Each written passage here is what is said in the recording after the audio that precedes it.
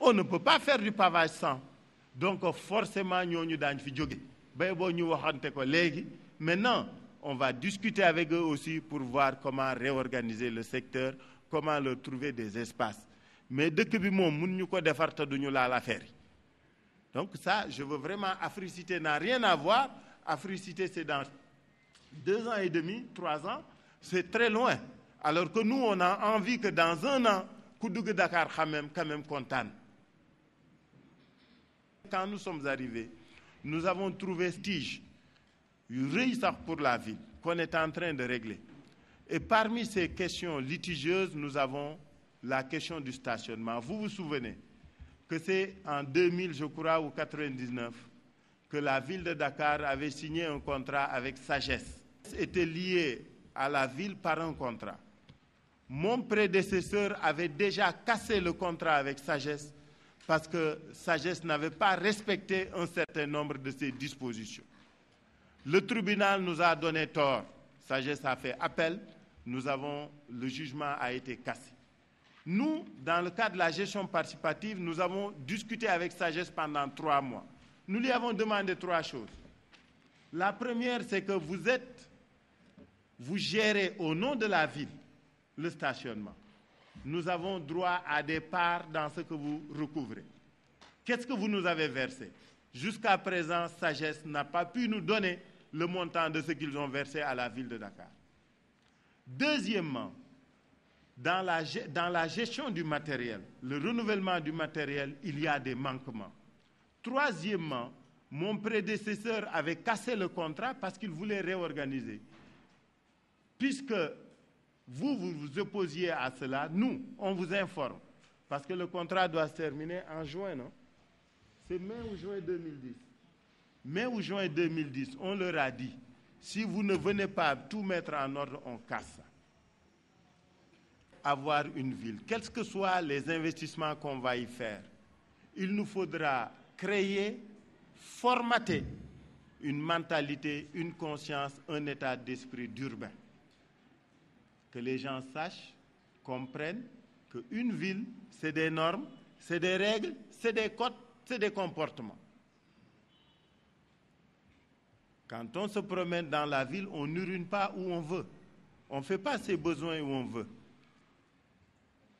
Quand on est dans la rue, et c'est là où j'en parle toujours de conscience.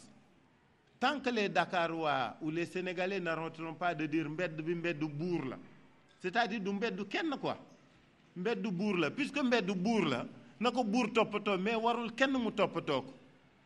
Cet état d'esprit-là, avec cet état d'esprit, on ne bâtira pas une culture urbaine. C'est les normes de construction. C'est la raison pour laquelle nous allons lancer le recrutement des volontaires d'appui à la gestion urbaine.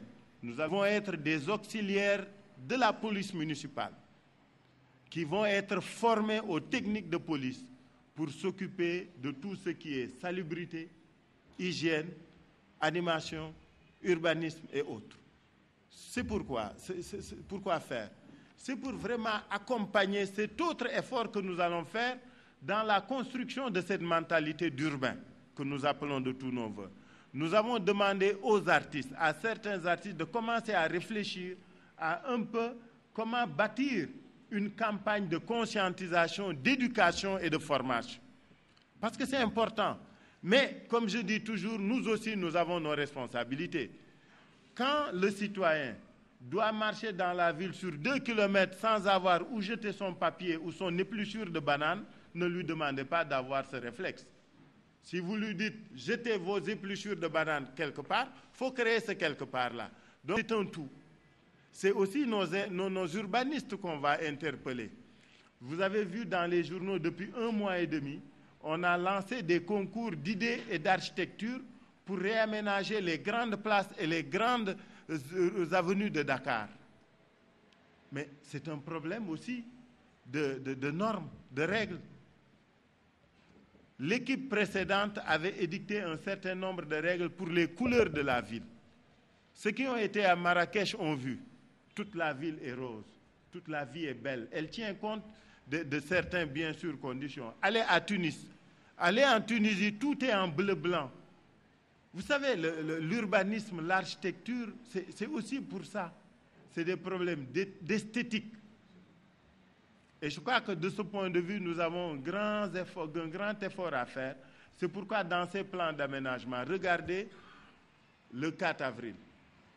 On va fêter nos 50 ans aux allées du centenaire. Vous pensez vraiment que les ambulants, et je leur ai dit, est-ce que vous devez attendre qu'on vous enlève d'ici? Vous savez bien que nous allons fêter les 50 ans de ce pays. On va réaménager les palais, les allées. Il faut que nous fi. S'il y avait le réflexe citoyen urbain, mais nous avons été obligés de le leur dire pendant les réunions. Nous allons faire des sommations parce qu'il faudra qu'ils quittent les allées du centenaire pour nous défaire que nous nous rafêter. Comme m'a demandé notre compatriote journaliste pour après revenir, ils ne reviendront pas.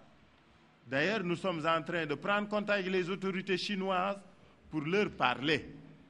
Nous ne pouvons pas nous opposer à ce qu'ils aient leur commerce sur les allées du centenaire, mais nous n'accepterons plus l'anarchie sur le boulevard Général de Gaulle quand nous l'aurons aménagé.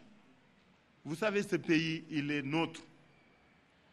Nous ne pourrons le changer qu'en nous disant certaines choses. Nous, politiques, on peut se tromper qu'on nous dise la vérité. Mais nous, politiques, nous disions aussi aux autres ce qu'il en est. Donc, le problème d'urbanisation, le problème de réaménagement urbain est un grand challenge. Et pour le réaliser, pour le relever, il faudra l'implication de tout le monde. C'est pourquoi nous pensons qu'il faut continuer à discuter avec les gens. Nous allons continuer à aller vers les gens, à parler avec eux, à discuter avec eux pour avancer ensemble avec eux.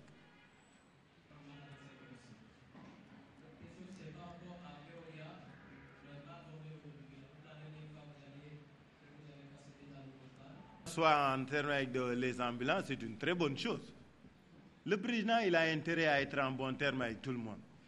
Donc, que ce soit les ambulants, que ce soit les compagnies, c'est une très bonne chose. En tout cas, nous ne pouvons que nous en réjouir. Mais ce que le président aussi a continué à dire dans son discours, c'est que les ambulants discutent avec le ministère du Commerce. Ce dont discute le ministère du Commerce. Et le ministère du Commerce a fait des offres de recasement aux ambulants. Nous aussi, c'est la même chose. Parce que l'objectif entre le président de la République, le gouvernement et nous-mêmes est le même. Il s'agit de dégager les rues, les chaussées et les trottoirs de la ville. Il s'agit de créer à ces jeunes-là des conditions d'un meilleur exercice de leur activité. Voilà les deux préoccupations que nous concilions. Donc, le président, qu'ils veulent nous mettre en mal avec les ambulants, nous discutons. Vous savez, le problème que nous avons aujourd'hui, c'est que nous avons dit à tout le monde ce que nous allons faire. Le jeu n'est pas caché. Nous avons dit à tout le monde ce que nous allons faire. Et nous avons dit à tout le monde comment nous allons le faire. C'est-à-dire par la discussion, le dialogue, nous allons faire cela. Si maintenant on ne s'entend pas, nous déciderons, nous trancherons. Ça, il n'y a pas de problème.